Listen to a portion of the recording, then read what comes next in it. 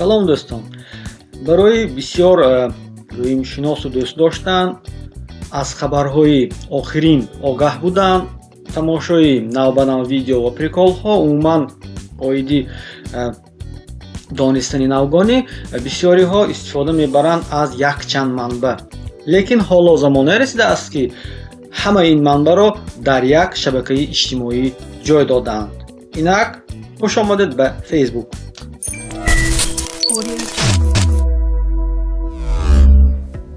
инак барои ташкили аккаунт дар Facebook ба шумо почти электронӣ ё номери телефон лозим мешавад.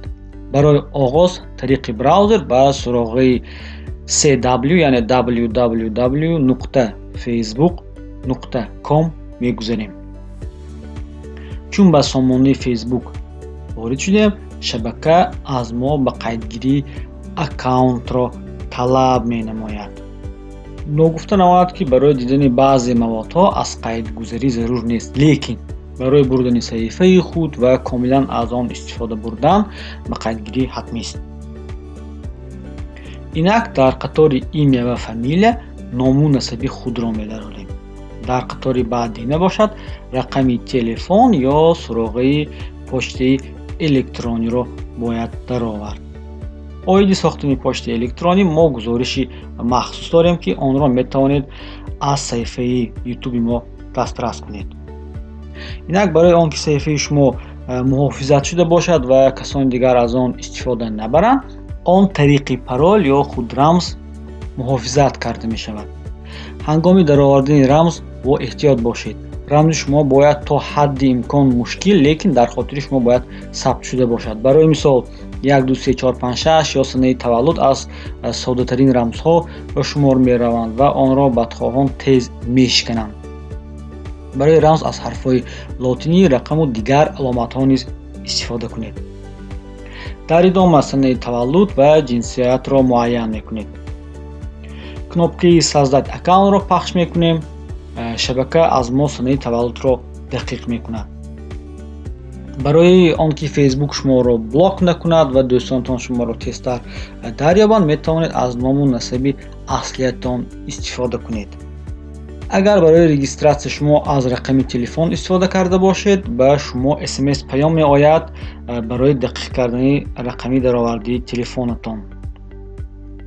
SMS-и омадаро ба қатори махсус ҷой медиҳед ва ба саҳифаи навбатӣ мегузаред. агар шумо аз почтаи электронӣ истифода бурда будед, ба шумо иснояни ссилка меояд ва шумо тариқи ссилка регистрация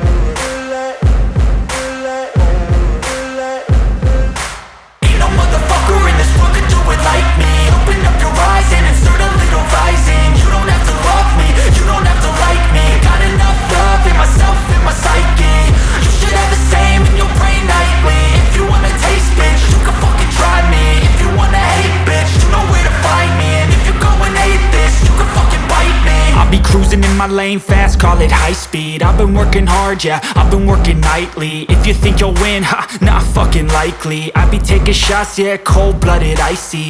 Watching numbers grow is what I call sightseeing. In the front row, run it up when they hype me. The following grows, they know how to ignite me. Call me CEO, I've been running shit right, see. And I ain't playing games, I create my own lane, making pleasure out of pain, turning losses into gains. I'm the boss, I'm making change. I've been rocking this exchange, popping off and risking things. Gonna make a fucking name. I just wanna be famous, but I don't want that cheap fame. No, I'm not that vain. I just wanna be greatness. I just wanna be greatness. I just wanna be greatness. I just wanna be greatness.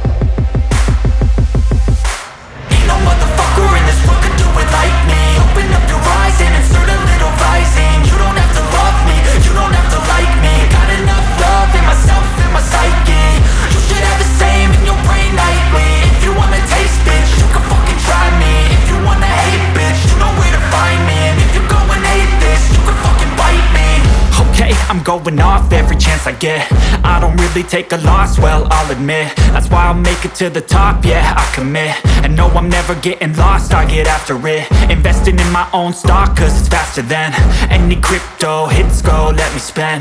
Everything that you see is something I invent, and it's only a percent. I'm gonna take shots, if I miss all, forget it. I'll take a fat loss just to learn all that's in it. I'm taking snapshots, learning how to fall and get it. I'm getting back up, always stand tall, don't sweat it, I never back up. فیسبوک به شما باز امکانی وسیع‌تر را فراهم می‌آورد.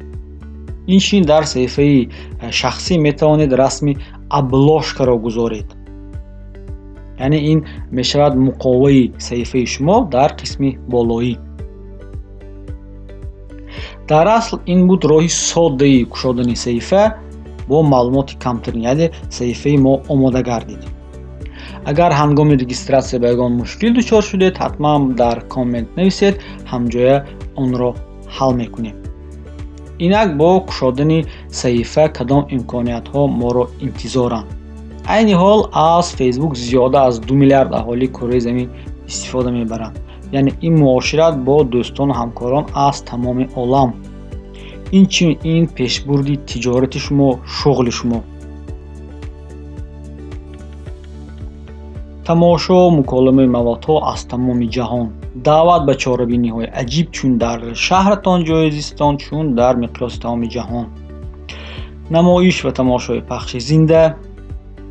اگر شما معلومات های شخصی و کسبی را زیادتر درآوردید، فیسبوک به شما دوستان خبر و گزارش های مخصوص به شما توصیه شونده و عجیب را دریافت کرده پیشنهاد میکند. در ادامه چون دوستان و مواد های جالب در صفحتان بسیار شد، البته فیسبوک شما را باز هم به هزینه‌های بلند میبرد. این چون از فیسبوک طریق ضمیمه موبیلی استفاده کردن ممکن، یعنی طریق سمارت فون و پلانشت. یعنی معاشرت شما باز هم ساده میگردد.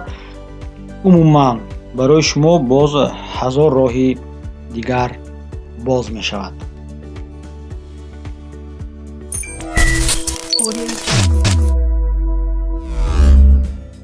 خب این کمک معلومات بود آیدی به قیدگیری در فیسبوک و استفاده آن. در نمایش های آینده حتما به این مسئله ما برمیگردیم.